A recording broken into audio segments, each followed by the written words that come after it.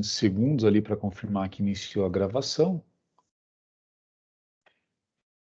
Legal. Pessoal, então o que nós vamos começar a fazer hoje, e dependendo aí como que for o andamento da aula, a gente pode terminar inteiro ou terminar parte da implementação, é o referente aqui ao problema de coleta e entrega. Então, recapitulando aqui algumas coisas, até tinha feito esse slide auxiliar aqui que mostrei para vocês na semana passada. Nós temos aqui um grafo, né, onde ele tem ali esses nós e as arestas ou arcos, se nós pensarmos que essa aresta aqui representa os dois sentidos, né, tanto do 1 para o 3 quanto do 3 para o 1.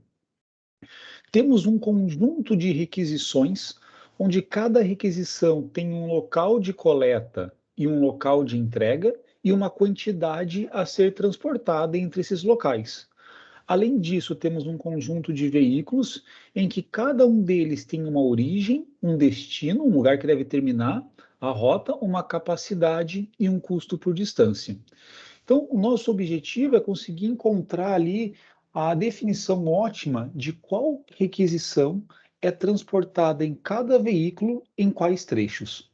E isso nós temos ali um modelo matemático que, basicamente, as variáveis de decisão principais aqui são x e jk, que ela é igual a 1 se o veículo K passa pelo arco IJ, e zero caso contrário, além das variáveis aqui, decisão y e jkr, que são iguais a 1 se a requisição, aqui faltou colocar se a requisição R passa pelo arco IJ no veículo K, e zero caso contrário.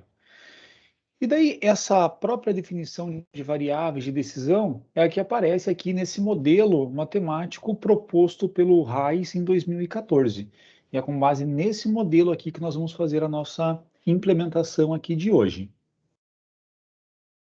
É importante salientar que essa implementação não é a única para o problema de coleta e entrega, mas é uma implementação que, das que eu vi, assim, eu achei a mais factível para trabalharmos aqui ao longo da disciplina em si.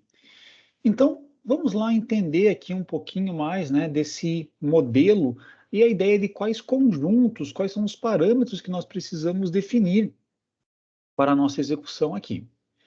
Então, se nós pegarmos na função objetivo, nós temos lá o somatório de casinho pertencente a casão, ou seja, isso aqui nós estamos variando todos os veículos no conjunto de veículos, e J pertencente a A. Aqui aparece esse IJ pertencente a A, porque de repente, lá na nosso grafo, nem todas as arestas ou todos os arcos existem. Se nós tivéssemos assim, por exemplo, a ligação de 1 para o 4, ou do 4 para o 1, não existiria. E o nosso conjunto de arcos seriam limitados aos que apareceriam aqui. Então, a ideia aqui, né, de nós termos esse IJ pertencente a A, não simplesmente um somatório em I, somatório em J, é já para conseguir contemplar esses casos que nem todos os arcos existem. Uma outra palavra bem usada ali, nem todos os arcos são admissíveis, né? Nem todos os arcos ali eles podem ser utilizados. A nossa função objetivo, então, ela constitui-se em minimizar o custo total. Nós temos aqui qual que é o custo do veículo K se deslocar de I para J, né, ou seja, ele usar o arco IJ, vezes a variável de decisão se o veículo K utiliza ou não o arco IJ. Essa parte do CIJK, de maneira indireta, no exemplo, eu tratei como nós tendo as distâncias entre os nossos arcos, entre os nossos nós, desculpa, e daí nós teríamos aqui um custo por distância de cada um dos veículos. C, o custo do veículo 1 de fazer do arco, né, o 1,3 é o 3 vezes 1,5, isso seria o 4,5. O custo do veículo 2 fazer, usar aqui o arco 1,3 é o 3 vezes 1,2, 3,6. Então, eu vou deixar aqui toda a parte da nossa criação de modelo já mais pensada de forma direta na notação que nós temos aqui no artigo. tá? Então, nós teríamos ali, basicamente, uma matriz de custos, né, para cada um dos nossos veículos. Depois, se nós pegarmos aqui, vamos ver todos os conjuntos que nós vamos ter que definir. Depois aqui vai aparecer de novo, ó, conjunto dos veículos, e ali com as origens e destinos. Aqui a mesma coisa. Temos também, ó, tudo aqui ainda está falando só dos veículos, e a partir aqui do conjunto 4 começa a aparecer sobre as requisições. E uma requisição, ela é definida por sendo, tem uma identificação ali dela, a coleta, o local de coleta, o local de entrega e a quantidade. Isso que define uma requisição. E nós temos aqui um conjunto de requisições. Essa parte do conjunto 6, por enquanto eu não vou tratar, a gente vai pular isso daqui, o 7 a gente vai precisar, mas o do 6 a gente vai pular porque envolve uma parte ali de transbordo, tá? Esses pontos aqui seriam os possíveis pontos de transbordo. Depois nós vamos tratar isso daqui em um segundo momento.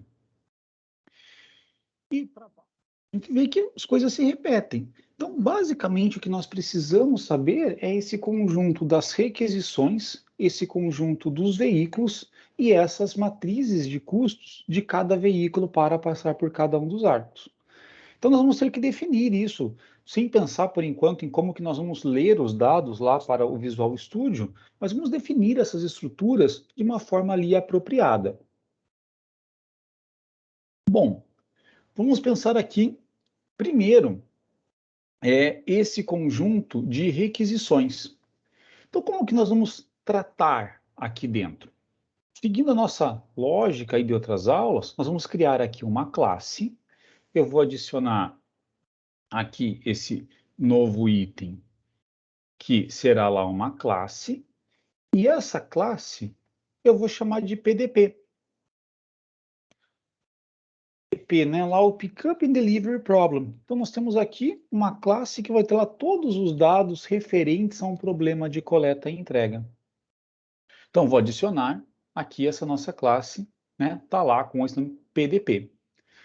Bom, um problema de coleta e entrega, ele precisa daqueles conjuntos das requisições dos veículos e dos arcos.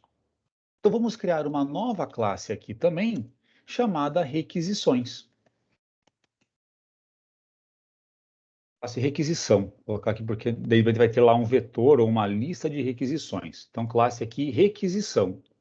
Do que uma requisição ela é formada? Nós lembrando aqui, nós vamos ter qual que é o local de coleta, qual que é o local de entrega e qual que é a quantidade. Esse local de coleta, o local de entrega, nós representamos ali por um índice inteiro, né? Nós vamos ter aqui, vamos numerar com valores inteiros esses nós do nosso grafo. Então, isso daqui, nós podemos colocar o seguinte, colocar aqui até como público, int, e chamar assim local de coleta. Da mesma forma, temos uma outra inteira, que é o nosso local de entrega. E temos aqui também a quantidade. Essa quantidade, conforme o que ela estiver representando para nós, vai indicar o tipo de variável que nós queremos tratar. Se, por exemplo, isso aqui representa lá a quantidade de pallets, aí transporta pallet inteiro. E a quantidade será uma variável lá do tipo inteira. Se aqui representa toneladas, pode ter coisas fracionárias, vamos tratar lá como uma variável do tipo double. Então, isso daqui, vamos já deixar de uma maneira mais genérica aí, podendo ser até valor fracionário, que aqui é quantidade a ser transportada. Isso daqui nós temos uma classe requisição. Uma vez que nós temos uma classe requisição, o que nós podemos definir aqui é um conjunto de requisições. E esse conjunto de requisições, nós podemos representar, assim, duas das maneiras possíveis para eles, seria ter ou um vetor de requisições ou uma lista de requisições. Vou fazer aqui com vocês usando um vetor de requisições. E a gente declararia da seguinte forma: colocaríamos aqui que é do tipo requisição, um vetor lá de requisição, que eu vou chamar aqui de requisições. Isso daqui é aquele nosso conjunto lá das requisições. Da mesma forma, nós temos aqui uma classe chamada veículo. E um veículo, o que ele é definido, o que define, ele é qual que é o local de origem, o local de destino e o local de e a capacidade dele. Essa parte aqui do custo e distância, né, igual eu disse, eu coloquei a mais em relação à forma como era lá no artigo. Vou fazer aqui com vocês da maneira totalmente padrão, igual a do próprio artigo. E depois pode ficar aí até como um exercício fazer a implementação com essa variação que aparece aqui. Então, nós vamos ter lá, da mesma forma, né, um inteiro, que é local origem do veículo, a outra variável, né, que é um outro campo do tipo inteiro, que é local de destino do nosso veículo. Nós colocamos quantidade como double, vamos colocar aqui a capacidade também como double. Aqui nós temos a nossa capacidade do veículo. E da mesma forma, nós podemos ter aqui um vetor que nós vamos chamar de veículos.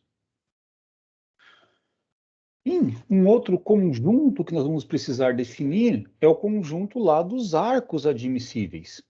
Então, se nós pegarmos aqui um determinado arco, vou colocar aqui essa classe arco, ele terá um início, que é onde começa, né, a nossa origem dele, terá um fim, onde ele termina, e aqui, só vou colocar algumas maneiras para a gente trabalhar, tá? Isso aqui eu vou alterar bastante com vocês ao longo aí da nossa explicação. Veja o que vai acontecer e a importância de como que nós definimos essas estruturas, essas classes que nós utilizamos aqui. Vejam lá, se nós pegarmos pela definição do artigo, esse conjunto A, ele não depende de qual é o veículo. O conjunto dos arcos que existem, eles estão ali para todo mundo. Como que nós sabemos que o conjunto em si dos arcos é o mesmo? Porque aqui o A, ele não aparece qualquer indicação do K. Né? Geralmente, quando é dependente de algum dos nossos itens, vai ter aqui um índice. É a mesma coisa, ó. Por que que I do I para o J o custo altera conforme o veículo? Porque nós temos aqui um K sendo indicado. A gente consegue fazer de maneira genérica de que, vamos supor que temos lá nosso conjunto aqui de arcos admissíveis, e por algum motivo o veículo 2 não pudesse vir aqui do 2 para o 4. Nós poderíamos simplesmente colocar que o custo do veículo 2, do 2 para o 4, é infinito. E isso faz com que ele nunca seja escolhido lá na solução ótima, porque esse custo seria lá o maior de todos. Então, como que nós vamos tratar essa forma para tentar deixar da maneira mais padronizada em função do que como está aqui no artigo? Você pode dizer que essa parte aqui de custo do arco, ele depende de qual é o veículo. Então, eu vou colocar isso daqui como sendo um vetor de custo. Onde o que que aconteceria? Nós teríamos aqui o arco IJ, o início e o fim dele, e esse custo ele vai depender da posição K aqui, que seria a posição do veículo. E dessa forma, nós temos o conjunto de arcos e conseguimos ter aqui também o CIJK, esse custo em si, dependendo de qual que é o veículo que nós estamos tratando. Então, vamos definir dessa forma daqui. Como o custo ainda, né, pode ser naturalmente valores aí com casas após a vírgula, no lugar de colocar como inteiro, vou colocar aqui como double. E daí, com isso, nós podemos ter aqui também objeto que é do tipo arco, que eu vou chamar aqui dos nossos arcos. Chamar só de biarcos. Né? Podia colocar ali como arcos admissíveis, colocar aqui como os nossos arcos. Só, com isso daqui, se nós pegarmos lá no artigo tudo o que aparece em termos da definição, vamos ver se a gente tem um lugar para cada um deles, ainda antes de pensar das nossas variáveis de decisão. Então, para desenvolver esse modelo, né, de programação inteira, essa formulação de modelo de programação inteira para o Pickup and Delivery Problem, e daí quando aparece aqui, né, o T, é o If Transshipment com transbordo, definimos algumas notações da teoria de grafos. Então, o G é o nosso grafo, N ali é o nosso conjunto de nós, que representariam os locais, poderiam ser isso ali, as cidades, os CDs, os pontos possíveis para coleta, entrega, início e fim de rota de veículos, ser um grafo direcionado, tendo lá esse conjunto de nós, né, com o N, e o conjunto de arcos, o A. Para cada IJ pertencente a N, denota o arco como sendo, de I para J, como sendo IJ. E utiliza aqui o termo rede para dizer que o grafo tem dados adicionais nos nós nos arcos.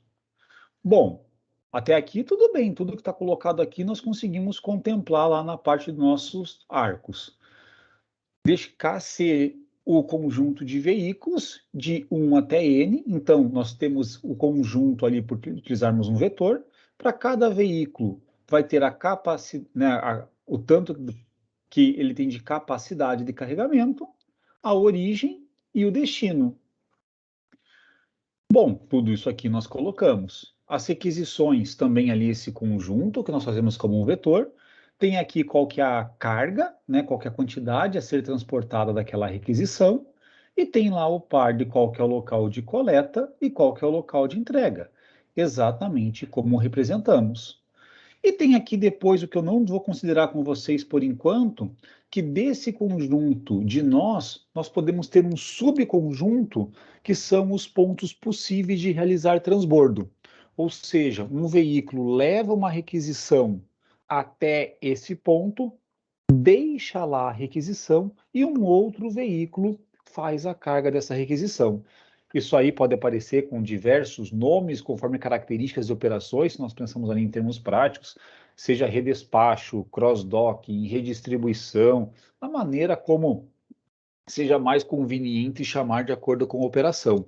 Mas a ideia em si é esse transbordo. Você tem que uma carga transportada num veículo até um determinado ponto, e nesse ponto um outro veículo pega a carga para continuar o transporte. E daí aqui as nossas variáveis de decisão, lá x e jk e y e jkr, como nós já vimos. Se nós queremos, então, agora incluir essas variáveis de decisão, pensando em um modelo matemático, vamos utilizar o Gurob, aqui dentro do nosso programa também. Então, relembrando ali o passo a passo, nós vamos primeiro lá em projetos, adicionar referência, e aqui vamos colocar essa referência do Gurob 90, .NET, .dll, aqui porque eu estou com a versão 9.0, né? Na versão 9.01, conforme a versão que vocês estejam, pode ter uma pequena alteração aqui nesse nome. Ok, foi adicionada a referência. Uma vez que ela foi adicionada, podemos colocar aqui o using Gurob para termos ali o namespace do Gurob. E daí isso facilita na hora de nós digitarmos. Então, aqui nessa classe do PDP, nós poderíamos ainda ser mais genéricos. Só que eu não quero colocar tanta classe dentro de classe com vocês nesse momento. Poderia ter isso daqui como sendo os nossos parâmetros do PDP, e ter uma outra classe que envolveria o modelo do PDP e ter uma juntando tudo isso. Eu vou deixar aqui de uma maneira um pouco mais simples para o entendimento, ainda mais nessas primeiras implementações, colocando tudo aqui junto. Eu vou deixar até misturado a questão dos parâmetros com o modelo, para ficar tudo ali nessa mesma classe. E aqui vamos precisar, então, de um ambiente, que eu vou chamar aqui de GRB, né, do tipo GRB-env, vai chamar aqui de ambiente. Vamos precisar de um modelo, do tipo GRB-model, e variáveis de decisão. Nós vamos ter aqui, do tipo GRB-var, a variável x, ela tem 3 índices, o x, y e jk. Então, a gente coloca com 2 vírgulas aqui, dizendo que terão 3 índices. E da mesma forma, de forma bem análoga, nós vamos ter a variável y, que tem 4 índices. Então, colocar com 3 vírgulas aqui, deixando esse espaço ali para essas 4 dimensões da variável y.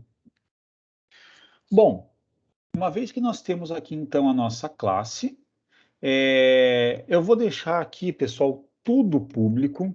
Depois nós podemos restringir alguma coisa de acesso, mas nesse momento, até para facilitar um pouquinho eventuais acessos, que eu não sei exatamente como que eu vou estruturar, que isso vai depender de como nós caminharmos aí durante a aula, eu vou deixar aqui tudo público.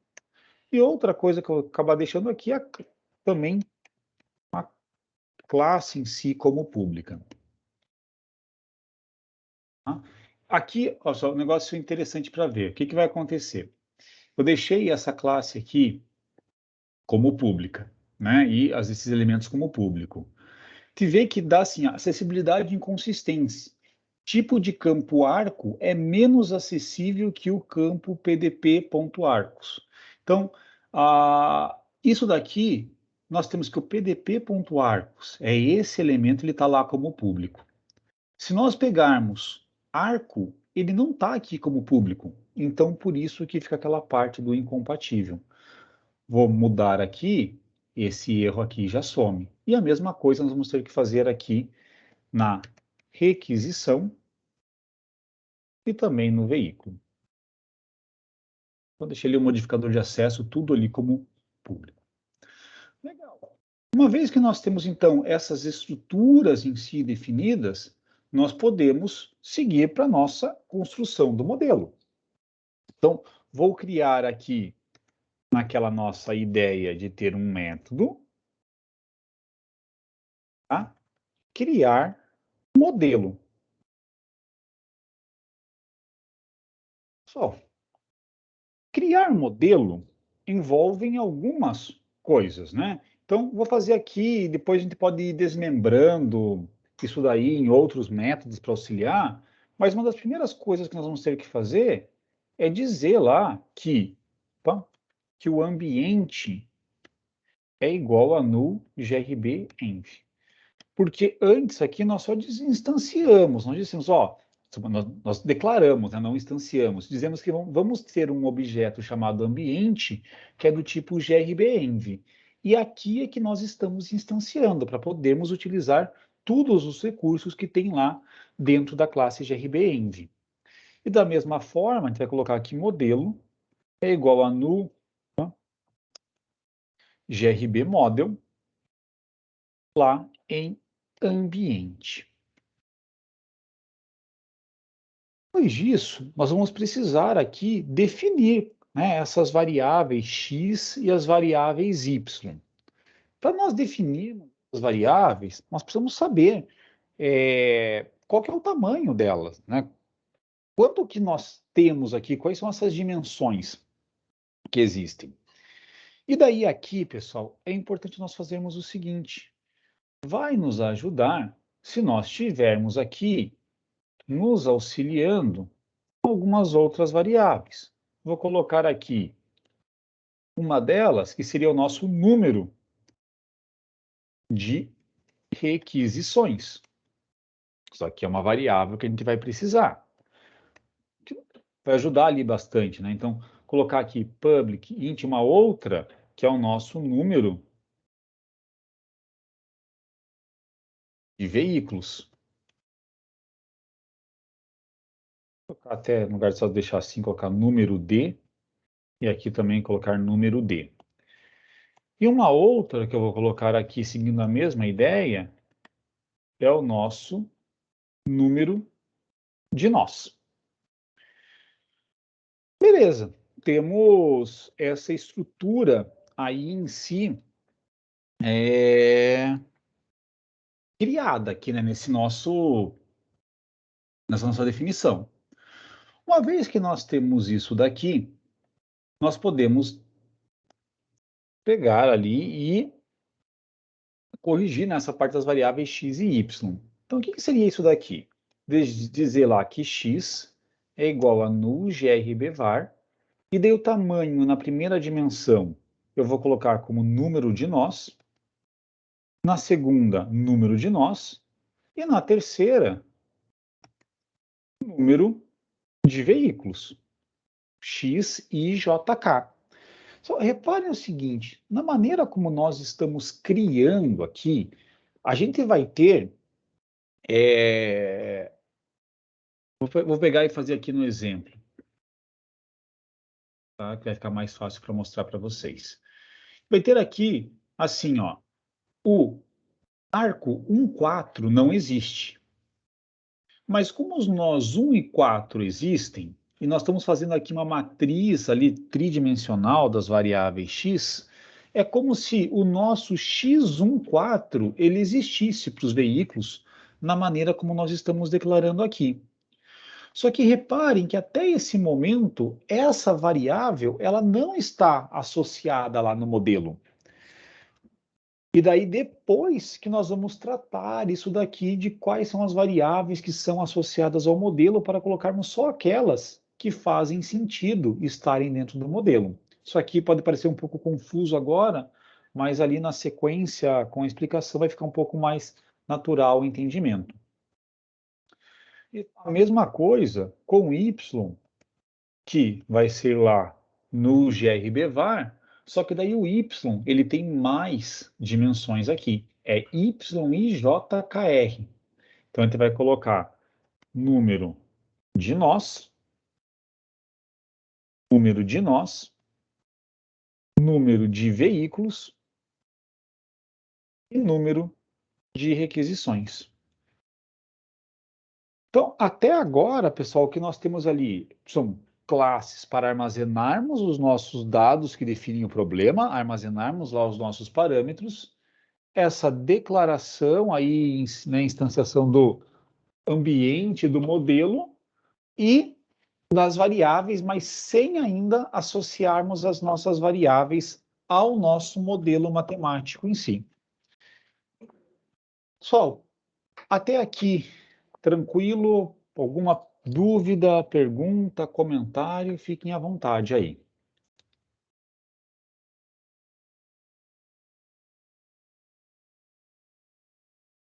E aí, João, Michel, Juliana, Emanuel, Felipe, Michele, Exal, tudo em ordem?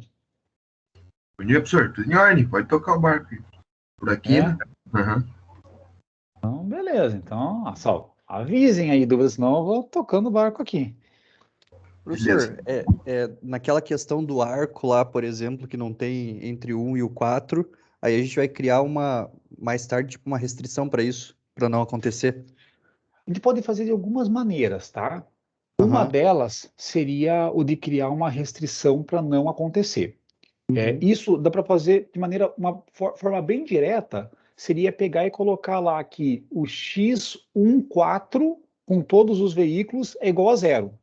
Né? Então, nunca vai poder passar por lá. Mas quando a gente faz isso, a gente acaba inserindo no modelo uma variável que sempre vai ter o valor zero. E daí fica ali um modelo maior. O que nós vamos conseguir fazer é o seguinte: na hora que nós adicionarmos as variáveis ao modelo, nós vamos adicionar só aquelas que interessam. Então, é como se o x141 aqui ele tivesse declarado. Só que nós não vamos associá-lo ao modelo. Ah, tá. Beleza, então. Beleza? Beleza, professor. Obrigado. Então, pessoal, sempre que nós pensamos assim em arcos não admissíveis, tem diversas maneiras para tratar. As três maneiras básicas é pegar, colocar a variável e dizer colocar a restrição que o valor dela é zero. Segunda maneira, colocar a variável e o coeficiente dela na função objetivo ser um valor gigante, de maneira para ela não ser escolhida.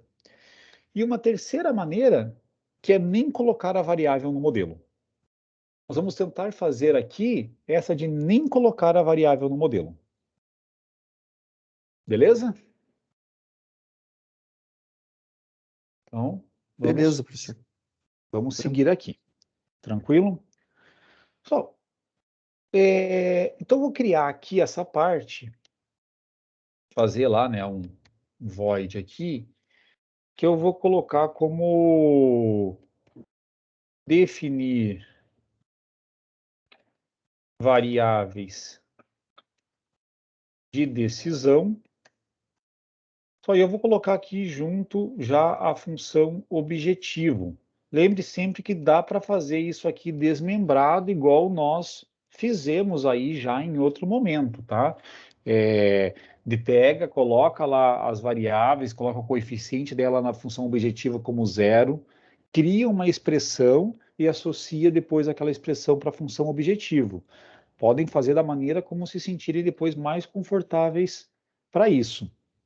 Fazer aqui já junto, definir variável de decisão e também a função objetivo.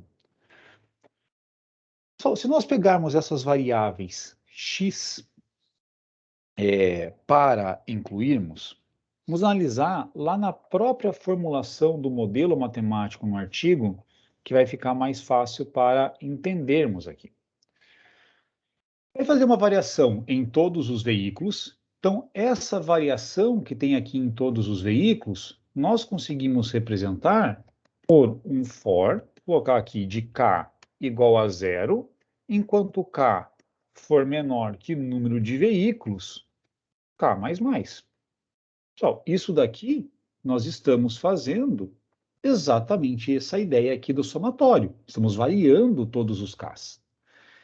E aqui dentro, nós temos essa variação aqui de IJ pertencente a A. Se todos os arcos fossem admissíveis, poderia fazer aqui o somatório em I, o somatório em J, né? Colocar ali um for em I, um for em J. Como nós temos aqui esse somatório do IJ pertencente a A, e nós temos esse conjunto aqui A, que é o conjunto dos arcos admissíveis, nós podemos colocar o seguinte, colocar assim, ó, for int A igual a zero, enquanto A for menor do que a nossa quantidade de arcos. Se eu pegar aqui, só não tem uma variável explícita dizendo qual que é a nossa quantidade de arcos. Poderia fazer a mesma coisa, colocar aqui, né, um public int quantidade de arcos, tranquilamente, seria uma maneira para fazer, ou uma outra maneira é que depois que já estiver preenchido lá aquele nosso vetor de arcos, poderia fazer ainda assim, arcos.getLength na dimensão zero.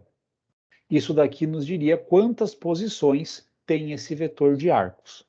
Seria ali uma outra alternativa para fazermos. Eu vou colocar aqui de maneira mais mantendo o padrão que nós estamos trabalhando até o momento. Então, vou colocar aqui a definição de uma variável chamada número de arcos, e daí aqui for int a igual a zero, enquanto a for menor que número de arcos. A mais mais. Legal. Uma vez que nós temos isso, a estrutura aqui desses dois somatórios está criada com esses fors. Agora ele vai definir essas variáveis x e jk e já vamos colocar aqui a definição da função objetivo, porque nós vamos defini-la dizendo já qual que é o coeficiente na função objetivo. E como que isso daqui é feito? Seguindo aí o que nós já tínhamos visto e agora com esse caso a mais de ter com a definição do arco junto. A gente vai dizer que x na posição, IJ. O que é o nosso IJ? Eu até vou colocar aqui dentro, para deixar mais fácil a gente entender. Eu vou chamar assim. Vou declarar um int início atual e um fim, uma outra fim atual. O que é esse início atual? Nós estamos aqui nessa variação dos arcos. Então, nós podemos acessar os arcos lá na posição A e temos aqui esse campo início.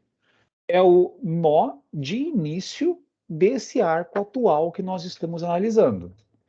Da mesma forma, o fim atual, que pode colocar como sendo arcos na posição A, lá campo fim.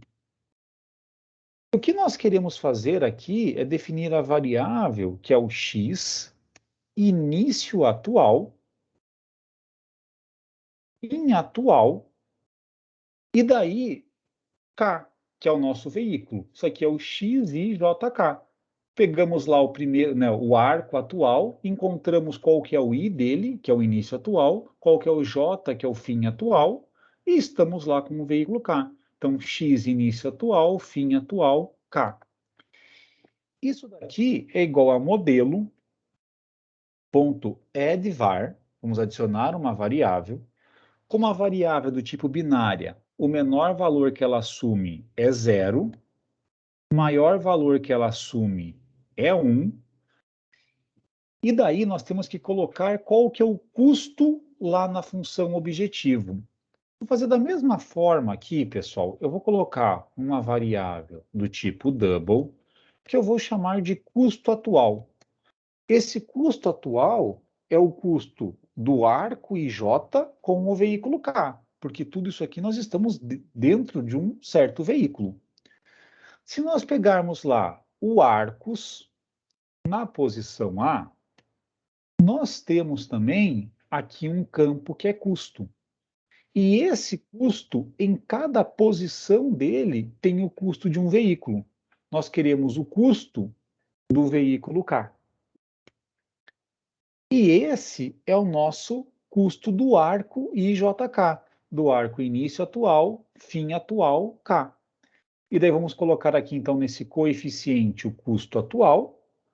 Depois precisamos colocar qual que é o tipo da variável. E é uma variável do tipo grb.binary, uma variável binária. E temos que colocar um nome para essa variável. Vamos seguir o mesmo padrão que a gente tem feito aí e chamar essa variável de x i, só que o i aqui é início atual, né? Não é só simplesmente o i. Aí o j, que é o nosso fim atual, e aqui entre chaves. Dessa maneira, o que vai acontecer? Se, por exemplo, o arco, igual nós temos no exemplo, 1, 4, não pertencesse àquele nosso conjunto de arcos, nunca nós teríamos o início atual como sendo 1 e o fim atual como sendo 4. E daí essa variável x14 para todos os veículos, ela nem seria adicionada aqui.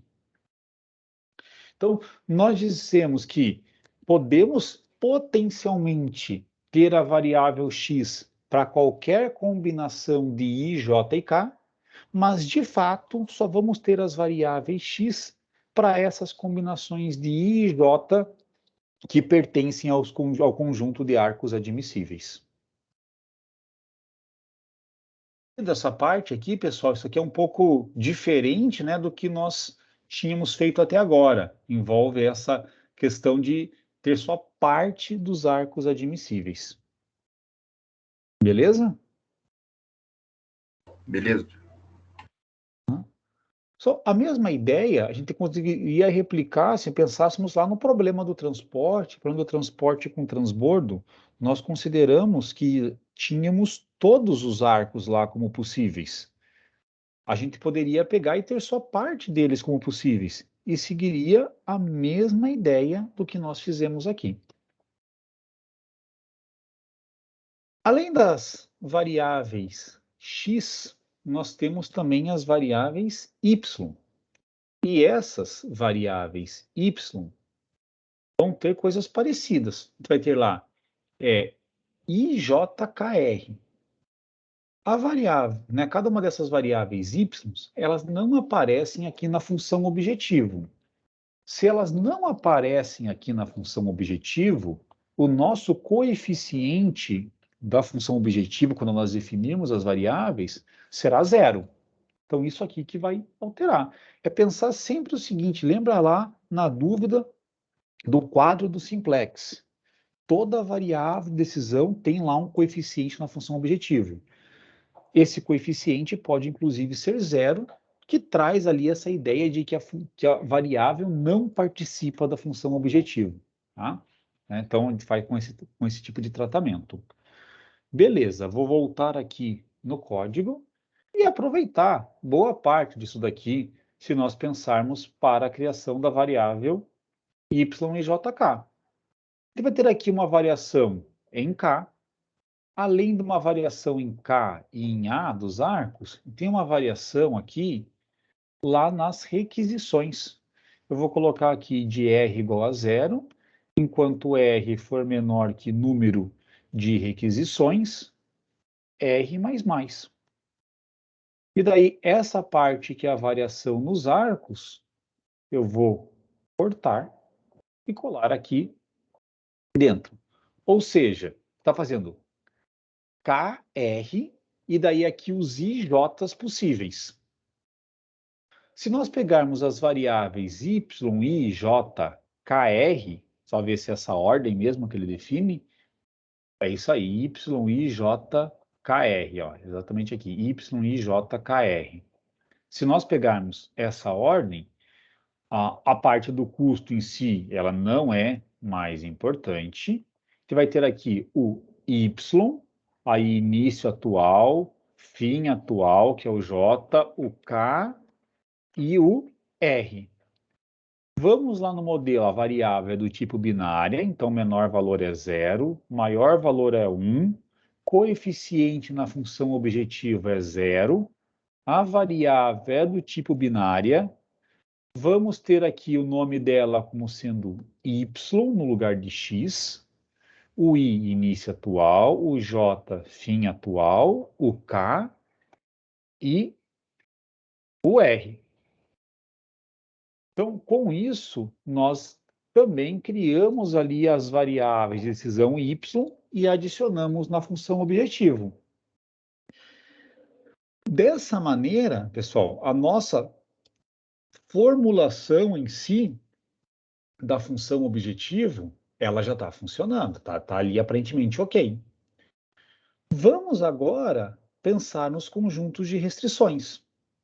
Então, a gente já consegue pegar lá no nosso modelo, nessa parte aqui, né, que envolve criar modelo, você pode já aqui colocar para chamar o método, definir variáveis de decisão em função objetivo. Agora, a gente vai criar aqui os nossos conjuntos de restrições.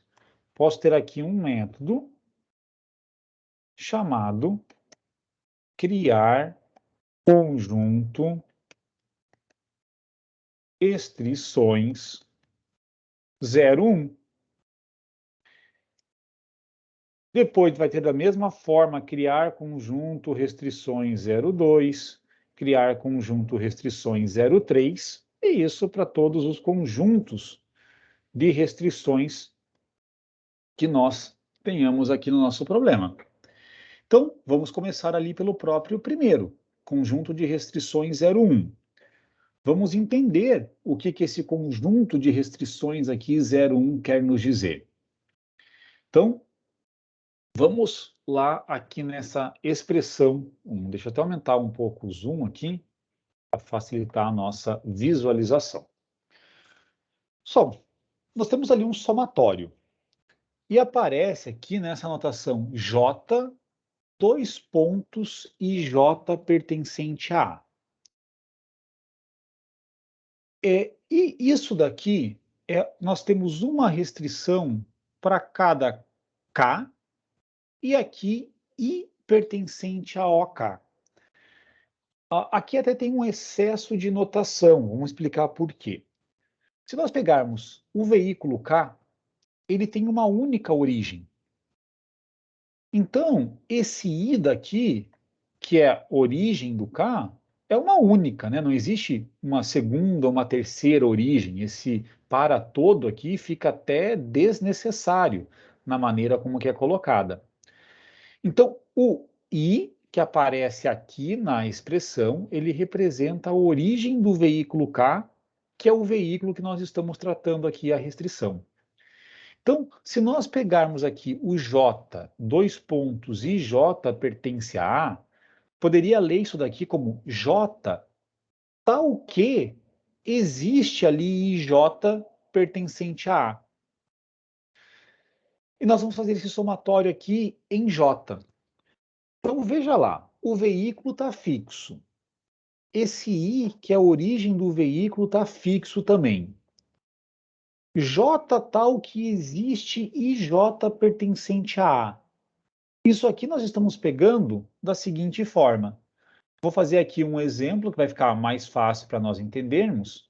Se nós pegarmos o veículo 1, a origem dele é o 1. Então, nós estamos aqui tratando o veículo 1 com o I igual a 1. Quais são os J's tais que existem IJ pertencente a A? É o 2 e o 3. Isso daqui é o que existe. Nós podemos do nó 1 sairmos para o 2 e sairmos para o 3. Então, o que está dizendo aqui, pessoal, é o seguinte.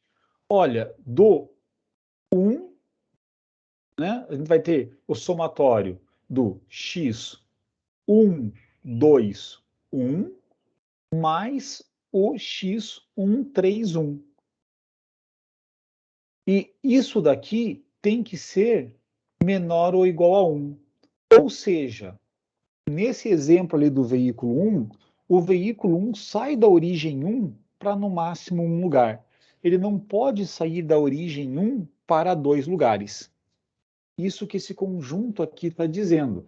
E daí quando fala em conjunto, é que vale para o veículo 1, vale para o veículo 2, vale para o veículo 3 e assim sucessivamente. Agora, a gente cai num certo problema. Pô, nós precisamos encontrar quais são esses J's, tal que o IJ pertencente a A exista. Nós temos simplesmente lá uma lista de quais são os nossos arcos admissíveis. É como se pegasse aqui nesse nosso exemplo e nós tivéssemos uma lista, vou colocar aqui até em termos de pedaço dela, de forma informal, é como se nós tivéssemos o 1, 2, até colocar assim, ó, 1, 2, 2, 1, 1, 3, 3, 1, 2, 3, 3, 2, tivéssemos essas combinações. E nós queríamos encontrar, bom, quais são desses aqui aqueles que têm origem em 1. E daí iremos encontrar que é aqui o 1, 2 e o 1, 3. Pô, mas ter que varrer isso toda vez não parece muito produtivo, uma vez que o grafo aqui é sempre o mesmo. Então, nós podemos pensar numa ideia em trabalharmos com uma matriz de adjacência. O que é a ideia da matriz de adjacência? Eu teria aqui, por exemplo, olha lá, os pontos 1, 2, 3 e 4, dessa forma. E daí aqui em cima, colocaria lá 1, 2, 3 e 4. Do 1 para o 1, não tem como nós irmos. Então, definimos aqui como sendo 0. Do 1 para o 2, tem como nós irmos. Definimos como sendo 1. Do 1 para o 3, tem como nós irmos. Do 1 para o 4, não tem como nós irmos. Daí aqui fica 0. Do 2 para o 1 é possível, então fica 1. Do 2 para o 2 não faz sentido. Do 2 para o 3 tem a ligação, do 2 para o 4 também tem a ligação. Então, com isso daqui, pessoal, facilita. Porque o que teria aqui? O i igual a 1. A gente varreria isso daqui variando o j e identificar se nós tínhamos aqui o 0 ou o 1 na posição. Se nós tivermos o 1, é que aquele arco é admissível, e se tivermos o 0, é que não é admissível, e daí essa variável não é inclusa no nosso modelo. Então, ajuda para nós, dentro dessa nossa estrutura, aqui nessa classe que nós criamos para o Pickup and Delivery Problem, ter aqui uma matriz que eu vou chamar, colocar assim um nome sem fazer muitas definições com vocês, tá? Por enquanto, em termos disso. Eu vou até usar um outro tipo de variável. Eu vou colocar aqui uma variável tipo booleana, que é verdadeiro e falso, que eu vou chamar de adjacências. Então, isso daqui, quando ele coloca a variável do tipo booleana, seria pensar que no lugar de 1, nós escrevêssemos verdadeiro, e no lugar de 0, nós escrevêssemos falso. Então, a variável do tipo booleano é isso, uma variável que assume apenas dois valores, verdadeiro ou falso. E daí aqui nós temos uma matriz dessas variáveis e que vai ter ali essa indicação se o arco IJ é admissível ou não por meio dessa matriz aí de adjacências. Entendido esse pedaço aqui, pessoal?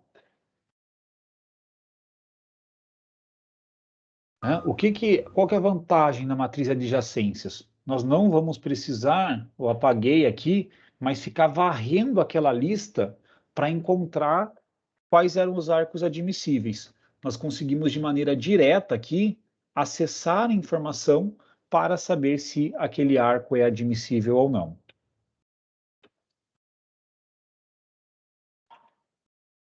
Beleza? Beleza. Os demais também, beleza aí, todos? Beleza, professor. Então vamos lá. Bom, vamos aqui no criar conjunto restrições 01. Pessoal, se nós queremos criar aqui o conjunto de restrições, vamos ver quantas restrições nós vamos precisar aqui serem criadas. Vamos precisar criar uma restrição para cada veículo. E dentro dessa restrição, vamos ter aqui um somatório. Então, vamos precisar ali de número de veículos, restrições, e realizar aqui um somatório em cima desses arcos admissíveis. Como que nós fazemos isso daqui? Vou colocar, então, aqui um for int k igual a 0, enquanto k for menor que número de veículos, e daí aqui fazemos k mais, e vamos, ao final de um processo aqui, adicionar uma certa restrição. O que vai ter nela, daqui a pouco a gente fecha. Que vai ter o seguinte, que tem uma expressão que é dada por esse somatório, e essa expressão tem que ser menor ou igual a 1. Então, como que estruturamos isso daqui? Vou colocar aqui que a gente tem uma expressão, vou até declarar aqui fora, grb linexp, chamada aqui de expressão, que é um grb linexp. Vamos sempre limpar aqui essa expressão para cada um dos veículos. Vamos precisar executar algum cálculo aqui para construir a expressão e vamos adicionar a restrição, que essa expressão é menor ou igual a 1. Temos que dar um nome para essa restrição. Vou dar aqui é o R01 para dizer que é do conjunto de restrições 01. E isso é referente ao veículo K. Nós temos uma restrição para cada um dos veículos. E agora precisamos construir essa expressão daqui. Bom, nessa expressão, nós precisamos pegar ali quem que é essa origem do veículo K. Então, eu posso chegar aqui e chamar o seguinte, ter uma variável do tipo int, que é a nossa origem atual. E ela vai ser veículos na posição K, ponto, local origem. Isso daqui é a nossa origem atual. O que nós vamos fazer agora? Precisamos deste somatório de J, tal que existe IJ pertencente a A. O I é a nossa origem atual. Então, a gente vai pegar e fazer aqui um somatório, um for. Eu vou variar todos os J's de 0, enquanto J for menor do que número de nós, J++, e aqui a gente vai fazer uma verificação. A gente vai verificar se há adjacências na posição origem atual, coluna J, se existe essa adjacência. Então, poderia até fazer a verificação assim, se isso daqui for verdadeiro. Né? Se aparecer ali o verdadeiro naquela matriz de booleanas, então significa que a adjacência existe e nós vamos adicionar o termo, que é ali 1 vezes x e jk. Esse é o nosso termo, né? Ó, tem o coeficiente 1 e a variável x e jk. Então, aqui colocaria exp.addTerm, e daí 1 para o coeficiente, variável x e jk. O i é a origem atual, j, aqui o próprio j, e k, lá o nosso k. Pessoal, isso daqui, esse tipo de verificação, está até cometendo uma redundância, porque o retorno que nós vamos ter aqui quando acessamos uma posição dessa matriz de adjacências é verdadeiro ou falso. Então, se for verdadeiro, o retorno aqui já é igual a true. Então, nós não precisamos disso daqui. A gente pode colocar simplesmente assim. Se isso daqui for verdadeiro, adiciona lá o termo na expressão. Tá? Isso aqui, lembrando, é porque matriz de adjacências é do tipo booleana. Então, a gente já tem ali essa resposta lógica. Com isso daqui, nós construímos aí o nosso conjunto de restrições 0, 1. Beleza? Aqui, pessoal, essa construção aí do conjunto de restrições 1.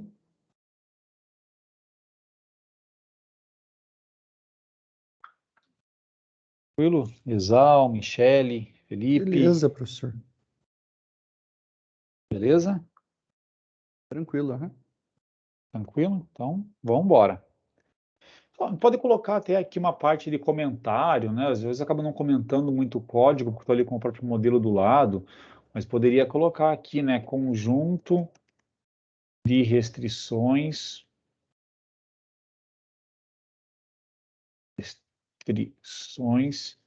que garante que cada veículo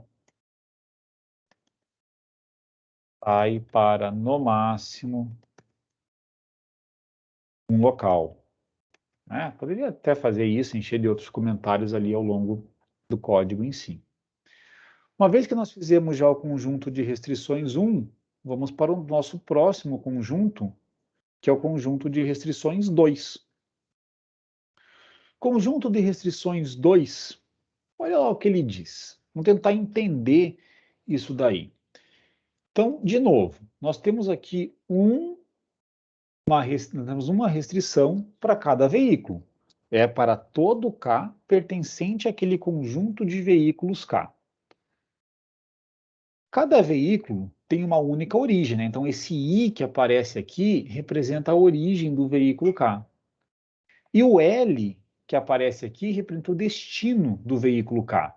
Lá naquela notação que nós temos esse O', representa aí o destino do veículo. Tá? Se nós voltarmos aqui um pouquinho para cima na nossa descrição, deixa eu achar aqui do lado, tem lá que a requisição, opa, o veículo, tá aqui ó, o veículo, o O é a origem e o O' é o depósito final. Tá? Então lá é o destino do nosso veículo. Então, a gente vai ter isso aqui para cada um dos veículos, mesma ideia. E vamos ter que fazer aqui 2 somatórios. Tem um somatório, que é o J, tal que IJ pertence a A. Então, aqui nós temos a mesma ideia do que nós tínhamos ali anteriormente. E aqui nós temos um outro somatório, que vai ter o seguinte: o L é o local final que o veículo deve terminar. Somatório de J, tal que JL pertence a A, tal que existe JL pertencente a A. Só deixar aí uns minutinhos para vocês pensarem e podem tentar fazer aí no papel, até antes de nós fazermos um intervalo, completar esse conjunto aqui de restrições 2. Mas o que significa esse conjunto de restrições 2? O que ele está garantindo? Tentem pensar aí, né, o que ele garante esse conjunto de restrições 2. Quem tiver a resposta ou uma tentativa de resposta aí a qualquer momento pode falar.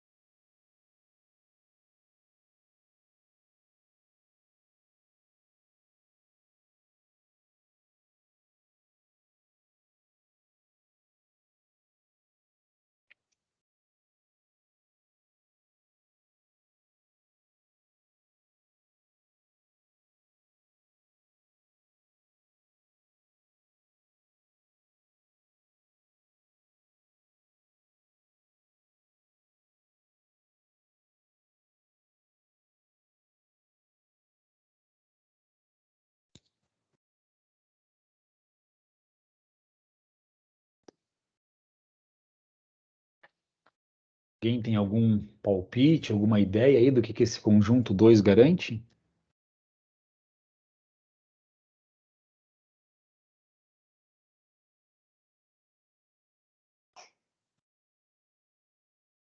Professor, eu entendi que ele vai de uma origem para um destino.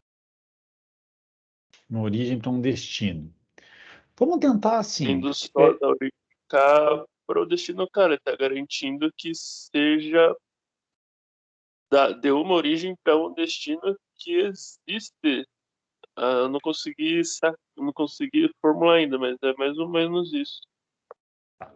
Vamos tentar pensar o seguinte: tem alguma expressão que aparece aqui nesse conjunto 2 que já apareceu em algum outro momento, até o que nós vimos?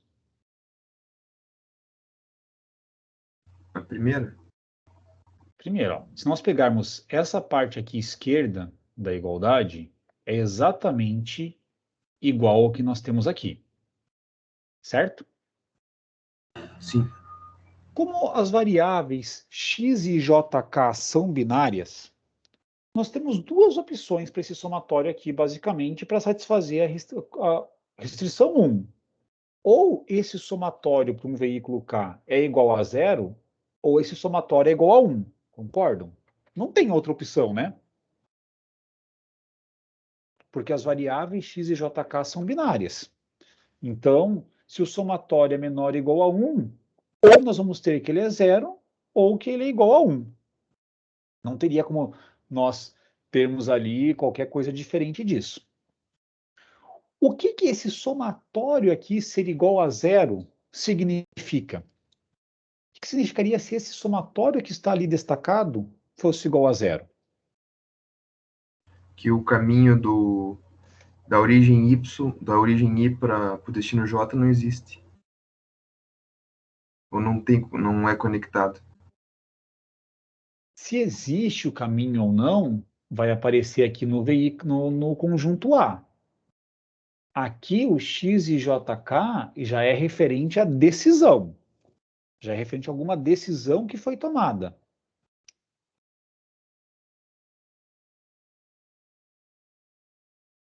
Vamos pensar aqui nesse nosso exemplo. Se nós tivéssemos que o veículo 1, né, se tivéssemos assim, que o... Deixa eu colocar aqui até do lado, fazer ficar mais fácil para a gente entender. Se nós tivéssemos assim, ó. veículo não vai sair daquele ponto, professor? Exatamente. Se nós tivéssemos o x121 igual ao x131, esses dois aqui iguais a zero, né, que seria a maneira de o somatório ali dar zero, significa que o veículo 1, ele não sai do ponto 1. Lembram lá que a gente estava comentando semana passada que o veículo ele tem a opção de não ser utilizado, mas se ele for utilizado, ele tem que começar no local de origem dele e terminar no destino. Se ele não for utilizado, logicamente não vai precisar terminar no local de destino. Então, isso daqui ser igual a zero significa que o nosso veículo ele não sai da origem dele. Se o veículo não sai da origem dele, ele pode chegar no local de destino?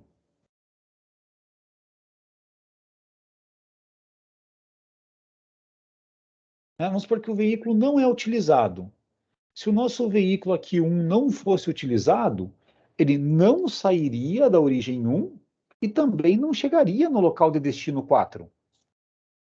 Então, vamos ver o seguinte. Voltando aqui. Esse somatório ser igual a zero significa que o veículo não saiu da origem. Se o veículo não saiu da origem, ele não pode chegar no destino. Como que nós vamos impor de maneira matemática que o veículo não chegue no destino?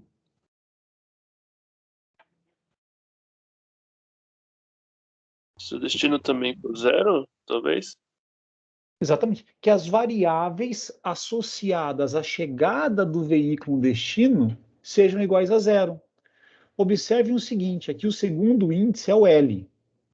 O L é o local lá do depósito final do veículo. E nós estamos fazendo um somatório variando aqui. O J está aqui no primeiro índice agora. Somatório que tal que JL pertencente a A existe. Isso aqui seria nós pegarmos o seguinte e dizermos que o x 241 e o x 341 são iguais a zero. Ou seja, ele não sai da origem. A origem aqui está fixa, o índice 1, né, que é a origem dele. Estamos variando os locais de saída a partir da origem. E aqui o destino está fixo, que é o local final dele, e estamos variando as possíveis chegadas até o destino final. Então, se nós tivermos que este somatório é igual a zero, este somatório aqui tem que ser igual a zero também. Agora, se uma dessas variáveis aqui fosse igual a 1, vamos supor que nós tivéssemos uma situação contrária, que x121 é igual a 1 e x131 é igual a zero. Significa que o veículo ele saiu aqui da origem 1, saiu do local dele e veio para o 2. Se ele saiu da origem 1, que é o local de origem dele, ele tem que chegar ao destino 4. Para ele chegar ao destino 4, o que teria que acontecer com essas variáveis?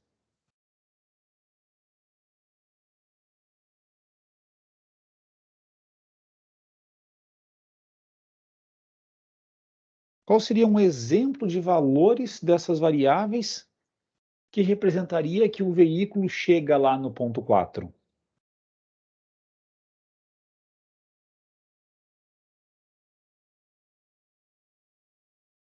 Professor, daí deveria ser igual a 1, no caso. E quantas delas iguais a 1? Se você Poderia ter assim, ó, vou colocar um cenário. Esse daqui poderia acontecer? x24 é igual a 1 e x34 é igual a 1? Não, porque daí... Deixa eu pensar aqui. Né? Tenta pensar fisicamente o que seria isso. que representaria fisicamente x24 ser 1 e x34 ser 1? Podiam Ele ter tá dois sa- caminhões? Ele Mas estaria o saindo. caminhão é sempre o 1 aqui, ó, está sempre fixo para o mesmo caminhão. É impossível, né, professor? Porque daí o mesmo caminhão tá saindo do ponto 2 e ponto 3. Exatamente. Ele está chegando aqui no ponto 4, saindo de dois lugares diferentes. E isso não poderia acontecer, né? Uhum. Então, isso daqui, nós temos que uma dessas variáveis será igual a 1. Poderia ser, por exemplo, x241, vou colocar aqui, igual a 1 e x341 igual a 0. O que aconteceria nesse caso? Ó, o caminhão saiu do ponto 1 para o ponto 2 e do 2 para o 4. Então, tem aqui um somatório para indicar que ele saiu e tem aqui que ele chegou. Se essas variáveis aqui fossem zero, representa que o caminhão não saiu do ponto 1. E daí precisaria ter aqui que a chegada dele no ponto 4 seria zero também. Ele não chegaria no ponto 0, no ponto 4. Então, este conjunto 2 aqui de restrições, ele garante o seguinte: se o caminhão K ele sai do local de origem dele, ele tem que chegar no local de destino final. Se ele não sai do local de origem, ele não chega no local de destino final dele. É isso que o conjunto 2 aqui está nos dizendo. Entendido aqui ele? Fez sentido agora, Agora vendo fez, aí professor. esses desenhos, os valores? E uma coisa que ajuda muito quando vocês estiverem fazendo aí leitura, implementação de modelos, apareceu alguma coisa diferente, tenta voltar e ver se não tem algo igual ou parecido em restrições anteriores. E daí as coisas começam a se encaixar um pouquinho mais. Igual a gente fez, pô, esse termo daqui, ele aparece, né? Esse termo daqui, ele aparece lá no conjunto 1. Se eu não conseguir entender o que é esse termo aqui no conjunto 1, com certeza eu não vou conseguir entender o que é o conjunto 2. Agora, se eu já entendi bem o conjunto 1 e apareceu aqui o mesmo termo, eu já tenho um bom caminho para entender aqui o conjunto 2. Essa mesma ideia vale aí no caso dos outros conjuntos. Beleza? Vamos fazer um intervalo? Só que acabou até passando um pouquinho aí do tempo aí nessa explicação. Vamos fazer um intervalo e daqui a pouco voltamos aqui. Tá implementando mais alguns conjuntos de restrições aí na sequência? Beleza, tio. Beleza, então. Professor, deixa eu Oi, só pode perguntar falar. rapidinho aqui. Claro. Por que ele usou a linha de K ali pro L? É isso que me gerou uma certa desconfiança, Ah, na verdade. o O' de K, ele representa o local final do veículo, tá? Uhum. O O' de K é o que está aqui, é o destino. Ah, já estava definido ali. Tá, beleza. Não, Isso, que daí já tranquilo. é conhecido. Aham, então a gente já sabia que era o destino, aí eu fiquei meio boiando nele ali. Não, mas beleza, então. Tá? Entendeu? Porque é o destino dele, e Uhum. daí aqui, então, ele vai ter que chegar no destino que é pré-estabelecido. Sim, sim. Não, beleza, então. Obrigado, professor. Isso aqui é até um outro comentário legal de fazer, pessoal, que é assim.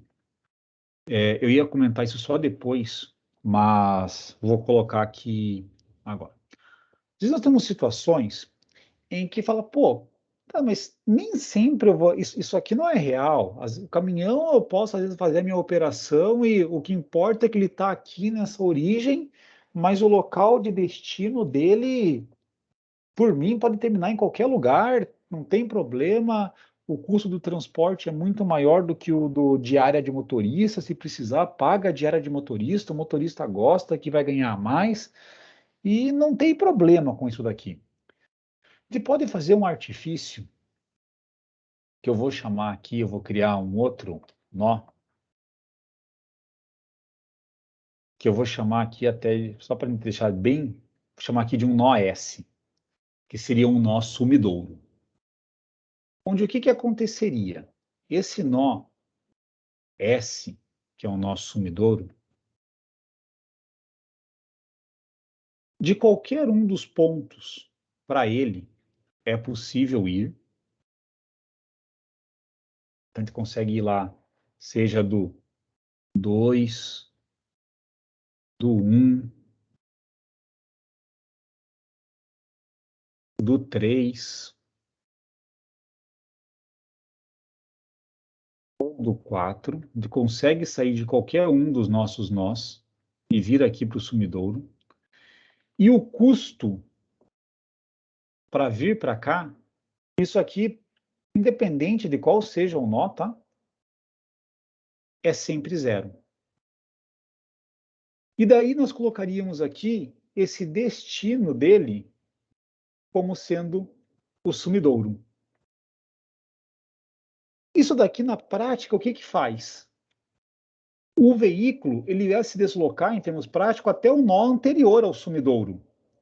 E esse nó que ele ia terminar a viagem poderia ser o melhor possível, porque para ir de qualquer um dos nós até o sumidouro aqui seria 0. Então isso aqui é um artifício para dizer que o veículo pode terminar a viagem em qualquer um dos lugares sem ter qualquer custo extra associado a isso. Da mesma forma, nós poderíamos criar aqui um outro nó artificial chamado fonte. E essa fonte daqui teria o custo, né? Ela poderia ir lá para qualquer um dos outros. Nós vamos fazer aqui só para o 1 e para o 3, né? Mas ela poderia ir para qualquer um. E o custo de ir do fonte para qualquer um dos outros nós seria 0 também. E colocaria aqui a origem como sendo o nó fonte. Dessa forma, a gente teria que o veículo pode começar em qualquer lugar e terminar em qualquer lugar. É a situação que acontece em termos práticos se, por exemplo, contratam um veículo autônomo para fazer o transporte, em que você vai ter ali o pagamento pela distância, pelo tipo do veículo, né? Às vezes ali algumas coisas adicionais da carga, e ele pode começar a rota e terminar a rota em qualquer um dos lugares. Então, dá para fazer essas expansões para generalizar esse cenário aqui, em que não necessariamente o veículo vai ter um local fixo para começar a rota e um local fixo para terminar a rota.